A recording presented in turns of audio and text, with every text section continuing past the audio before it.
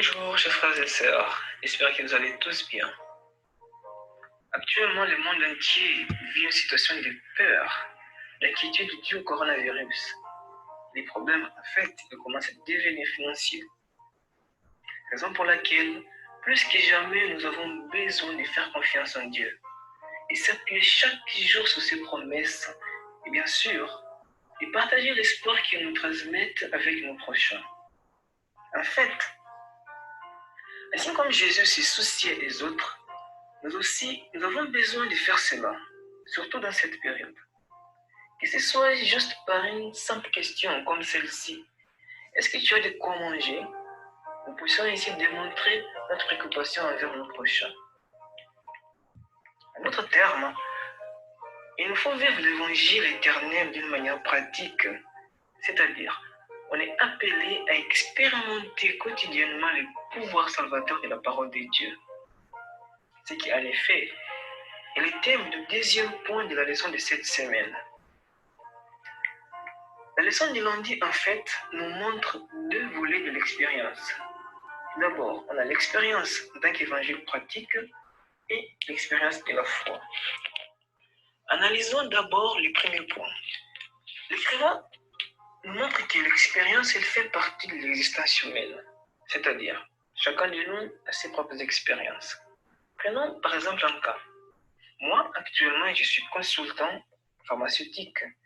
Et avant de devenir consultant, j'ai tout d'abord eu une formation théorique. Donc, j'ai eu des acquis théoriques.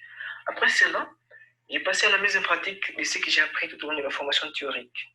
Et dans ce moment, j'ai vu une expérience très intéressante dans le monde du consulting. C'est la même chose pour la vie chrétienne. En fait, Dieu, il désire que nous expérimentions la beauté des relations, de l'art, de la musique, les merveilles de la création, ainsi que la joie de son salut et la puissance des promesses de la parole. Mais pour que cela devienne une réalité dans notre vie, il faut que l'évangile laisse d'occuper la place des théories dans notre vie chrétienne et devienne ainsi charnel. Il faut que l'évangile devienne chair et se matérialise à travers de nos actes. Dans le deuxième point de la leçon, elle nous fait comprendre que notre expérience a une grande influence de nos émotions et pensées, peu importe le domaine. Mais en ce qui concerne la vie chrétienne, il faut que nos pensées et émotions soient en accord avec les Saintes Écritures. Paul, il a averti les Corinthiens à propos de cela. Lisons 2 Corinthiens chapitre 11 verset 3. Paul, il dit aux Corinthiens, « Toutefois, de même que le serpent séduisit Ève par sa ruse, je crains que vos pensées ne se corrompent et ne se détournent de la simplicité à l'égard de Christ. » Si nous analysons ces passages, Paul veut en fait nous exhorter à faire confiance à la parole de Dieu avant nos souhaits ou pensées.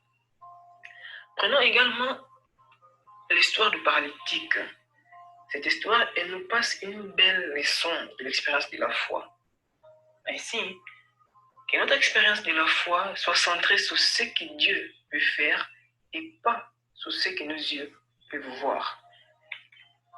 Ainsi, que Dieu vous bénisse abondamment et continuation d'une très belle semaine, chers frères.